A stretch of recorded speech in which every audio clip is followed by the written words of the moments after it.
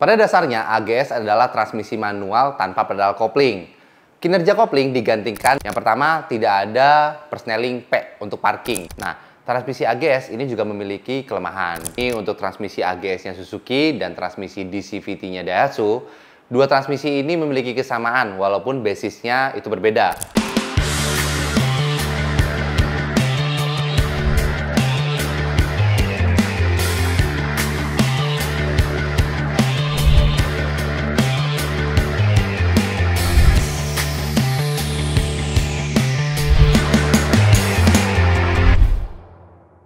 Kembali lagi di YouTube Domo Transmisi. Bersama saya Arya, kita akan membahas nih pertanyaan-pertanyaan yang ada di episode Obsesi 12. Nah, pertanyaannya apa aja? Ada di sebelah sini.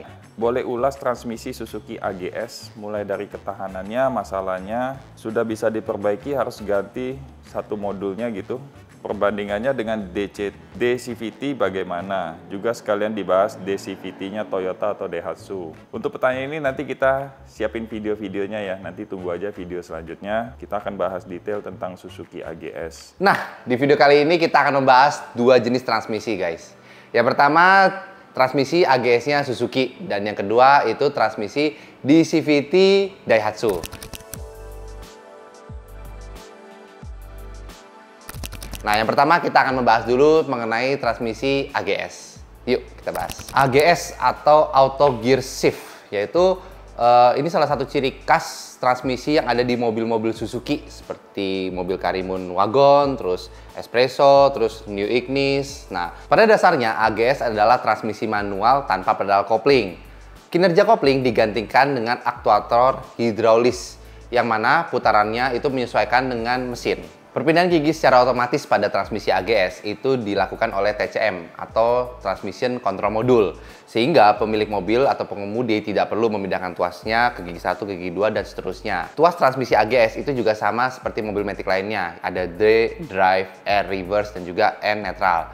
Dan juga ada opsi untuk menaik turunkan giginya secara manual. Tapi ada beberapa keunikan dari transmisi AGS ini. Yang pertama, tidak ada persneling P untuk parking. Jadi ketika ingin melakukan parking, cukup letakkan tuas transmisinya ke posisi N dan kita langsung tarik rem tangan. Nah, yang kedua itu ada opsi manual untuk menaik turunkan giginya di bagian persneling. Sehingga untuk orang-orang yang ingin merasakan sensasi berkendara secara manual ataupun pengemudi ingin menurunkan giginya dan membutuhkan tenaga yang lebih besar, itu cukup pindahkan tuasnya dari D ke M dan kita tinggal menaikkan atau menurunkan gearnya. Keunikan ketiga yaitu transmisi AGS memang memberikan jeda perpindahan gigi. Namun ini tidak mengganggu perjalanan karena tidak ada hentakan, melainkan jeda karena pergantian persneling. Di sisi lain, pergantian persneling itu berlangsung optimal karena berkat Intelligent Shift Control Actuator yang dioperasikan oleh Transmission Electronic Controller.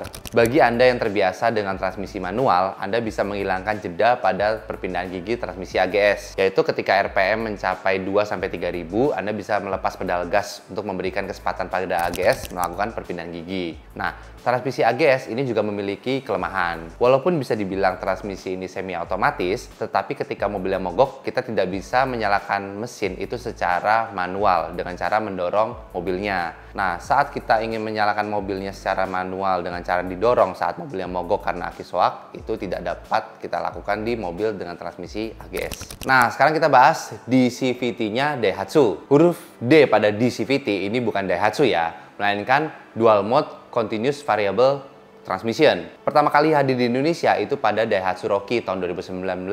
Selanjutnya, mobil-mobil Daihatsu yang menggunakan transmisi DCVT, yaitu yang pertama itu mobil Xenia tahun 2021. Yang kedua ada lagi mobil Sirion ya pada tahun 2022.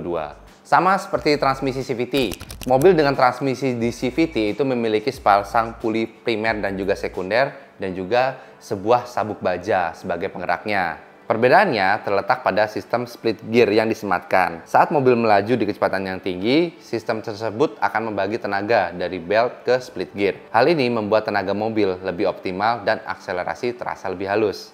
Selain ada split gear, ada juga beberapa keunikan dari transmisi DCVT ini. Yaitu yang pertama ada mode S, yaitu Sport. Berfungsi untuk menghasilkan akselerasi mobil yang lebih tinggi. Ada juga posisi M, manual, Ini memberikan sensasi berkendara manual pada mobil Matic. Dan yang terakhir, pada mobil Daihatsu New Sirion itu terdapat posisi B, brake, yaitu engine brake, berguna untuk melewati turunan yang tajam. Nah, berdasarkan pembahasan di video kali ini untuk transmisi AGS-nya Suzuki dan transmisi DCVT-nya Daihatsu, dua transmisi ini memiliki kesamaan walaupun basisnya itu berbeda. Untuk transmisi AGS itu memiliki basis mobil manual. Dan yang kedua, untuk transmisi DCVT itu memiliki basis transmisi CVT. Kedua jenis transmisi ini memiliki mode M, manual, sehingga dapat memberikan sensasi berkendara seperti mobil manual. Dan yang kedua yaitu, kedua transmisi ini dikenal memiliki konsumsi bahan bakar yang irit. Oke, mungkin itu aja untuk pembahasan dengan materi transmisi AGS dan transmisi DCVT di video kali ini. Buat kalian yang punya mobil Matic, kalian tidak boleh lupa untuk melakukan pergantian oli Matic dan juga di bagian filter Matic. Dan buat kalian juga yang punya masalah di bagian Matic, kalian boleh langsung konsultasikan ke Domo Transmisi. Tonton terus video-video di YouTube Domo Transmisi dan kita bertemu di video selanjutnya. Jangan lupa like, comment, and subscribe di video kali ini. Thank you.